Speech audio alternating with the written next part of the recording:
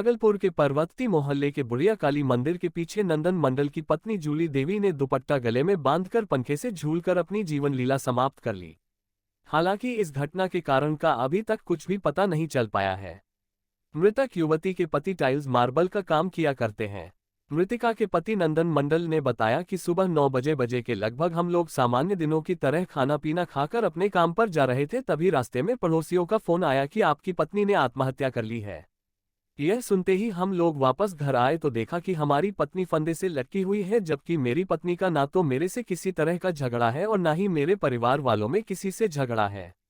आधा रास्ता पहुँचे, साइड पे पहुँचने वाले थे, 2 साइड चलता है, वहाँ पहुँचे भी नहीं। यहाँ से घर से फोन आया कि ऐसा ऐसा घटना हो गया। कोई झगड़ा उगड़ा हुआ था क्या? कुछ नहीं, कोई चीज के विवाद? कोई चीज का विवाद नहीं हुआ। क्या कारण लग रहा है? कुछ का हमको पता ही नहीं है क्या कुछ लड़ाई होगा तभी न कुछ कारण रहेगा, कोई कारण नहीं है। इससे पहले कभी झगड़ा नहीं होता है, पूछ लीजिए गांव समाज। तो आखिर ऐसा स्टेप उठाने कुछ तो कारण रहा, क्या हुआ आखिर? तब उसके मन में मगर हम तो नहीं जानते हैं। कब की घटना है ये? आज वही 9 बजे 8:30 बजे तो हम लोग यहाँ से निकल ही चुके थे। हम लोग को निकलने के बाद हम लोग घर से निकल गए। घर में कौन है वो हमारी पत्नी है।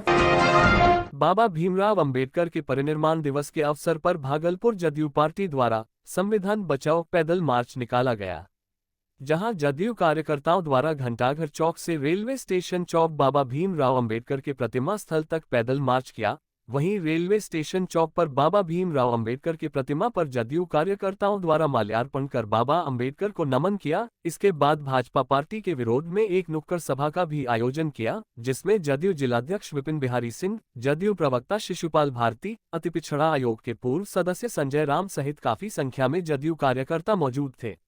इस दौरान जदयू प्रवक्ता शिशुपाल भारती एवं अति पिछड़ा आयोग के पूर्व सदस्य संजय राम ने कहा कि केंद्र की भाजपा सरकार द्वारा जो लगातार संविधान में छेड़छाड़ किया जा रहा है, वहीं बाबा भीमराव अंबेडकर के आदर्श और विचारधारा को भाजपा द्वारा जो कुचलने का काम कर रहा है, उसी के विरोध में बिहार प्रदेश जदयू द्वारा प्रस्तावित जिला स्तरीय कार्यक्रम घंटाघर चौक भागलपुर से बाबा भीमराव अंबेडकर रेलवे स्टेशन चौक के प्रतिमा स्थल तक संविधान बचाओ पैदल मार्च का आयोजन किया गया है। आपका डॉक्टर बी.आर. अम्बेडकर का परिनिर्वाण दिवस के अवसर पर जनता दल यूनाइटेड की ओर से जो प्रदेश से पूरे बिहार के सभी जिले में आज यह कार्यक्रम रखा गया है, जुलूस का कार्यक्रम है।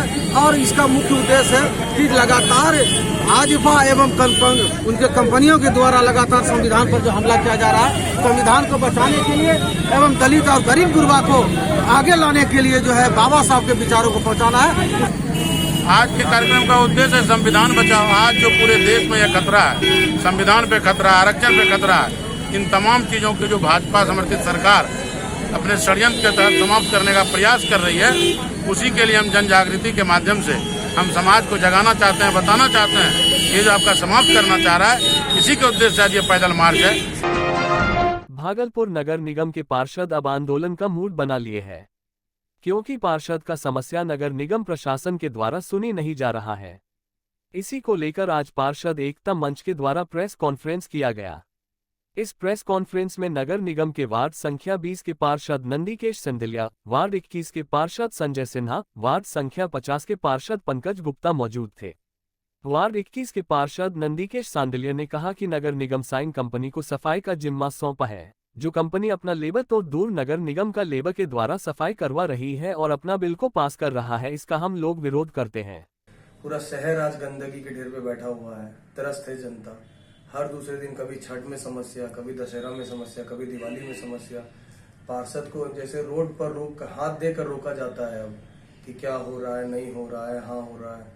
हम लोगों को भी समझ में नहीं आ रहा है कि क्या हो रहा है। कोई आदमी नहीं है जिससे हम बात कर सकते हैं, जिससे हम पूछ सकते हैं। ये जो कंपनी आई है, इनका ना तो कोई ऑफिसर ना ही कोई आदमी है जो शहर में हम लोगों से बात करेगा या हम लोगों की समस्या का निदान करेगा। कुछ भी पूछा जाता है तो वो निगम के हवाले बात करते हैं, निगम में पूछते हैं तो वो कंपनी का हवाला देते हैं। आखिर हम लोग करें तो क्या करें? जनता ने वोट देकर इस बार चुनाव जिताया है और वास में 3205 होल्डिंग है। जिस हिसाब से एनआईटी और एग्रीमेंट तैयार किया गया है सफाई कंपनी के साथ, 32 लेबर चाहिए सिर्फ डोर टू डोर, घर घर जाकर कूड़ा संग्रह करने के लिए। अगर मानिए, और टोटल कितना आपके वार्ड में भी लेबर है? लेबर टोटल अभी 14 लेबर हैं जो झाड़ू भी लगा रहे हैं, नाला भी साफ कर रहे हैं, टिपर में भी जा रहे हैं, और डोर टू डोर कर रहे हैं। लेकिन जो कागज मानिए अगर नगर निगम का एग्रीमेंट कागज देखा जाए तो उस कागज में इनके वार्ड में 32 लेबर सिर्फ घर घर ही कचरा। और अगर जिस एनआईटी के हिसाब से नगर निगम ने जो एनआईटी सेट किया है उस एनआईटी के हिसाब से ये कंपनी अगर लेबर देती है तो मेरा दावा है कि भागलपुर इंदौर से कहीं पीछे नहीं रहने वाला। वहीं वार्ड 21 के पार्षद संजय सिन्हा ने कहा कि नगर निगम में मजदूर की राशि के साथ हेराफेरी नगर निगम प्रशासन के द्वारा किया जा रहा है और आने वाले समय में यह शहर के लिए बहुत बड़ा घोटाला साबित होगा। जब प्राइवेट एजेंसी कंपनी आई तो हम लोगों को लगा कि अब भागलपुर शहर में सफाई के मुद्दे पर यह भागलपुर शहर सबसे अव्वल होगा, लेकिन ऐसा नहीं हुआ। इसलिए ऐसा नहीं हुआ कि प्राइवेट कंपनी को जो एनआईटी के आधार पर काम करने के लिए भेजा गया वह एनआईटी के आधार पर काम नहीं कर रहा है। दुर्भाग्य इस बात का है कि एनआईटी में उसको साफ लिखा हुआ है कि कंपनी को अपना कार्यालय होना चाहिए और वहां लोगों की शिकायत सुनने के लिए एक पदाधिकारी की नियुक्ति होनी चाहिए।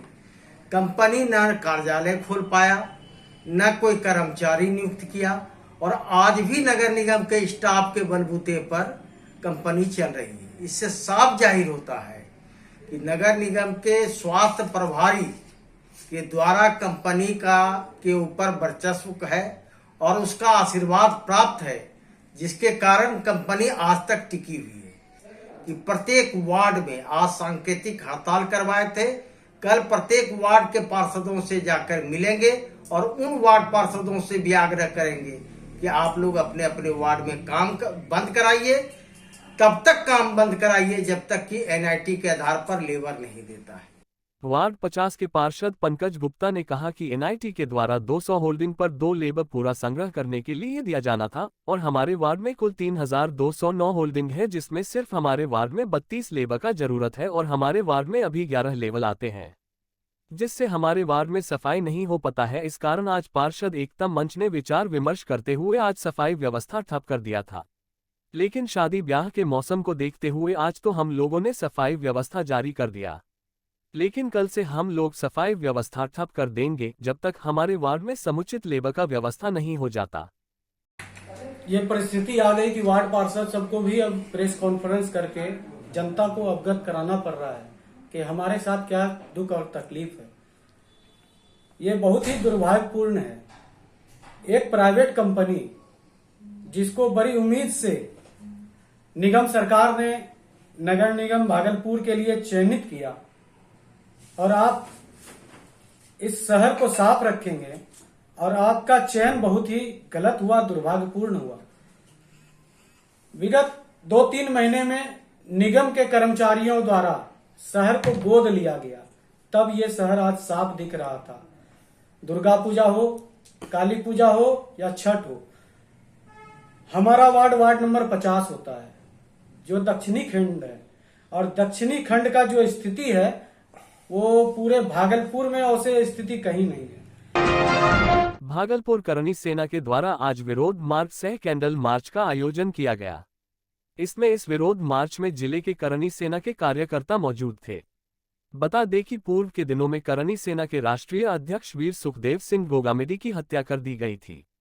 जब सुखदेव सिंह अपने आवास पर थे तो कुछ बेखौफ अपराधी वहां पहुंचे और उन पर ताबड़तोड़ फायरिंग कर दी थी।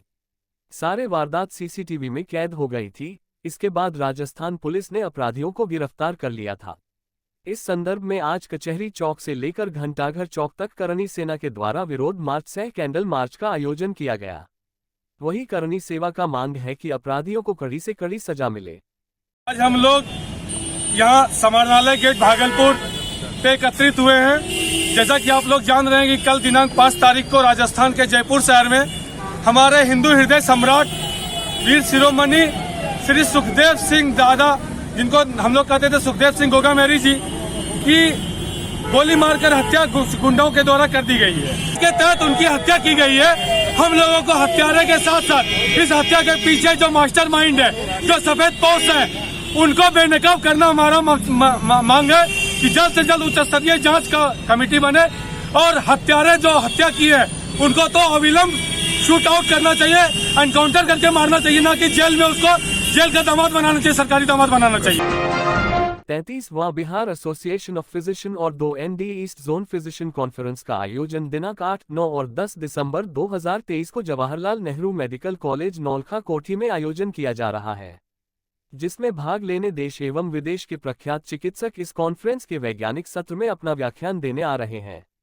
इसकी विस्तृत जानकारी हेतु एक प्रेस वार्ता का आयोजन किया गया है। इस वार्षिक सम्मेलन के ठीक एक दिन पूर्व सुबह जागरूकता cycle rally Jawaharlal Nehru medical college से निकली जाएगी।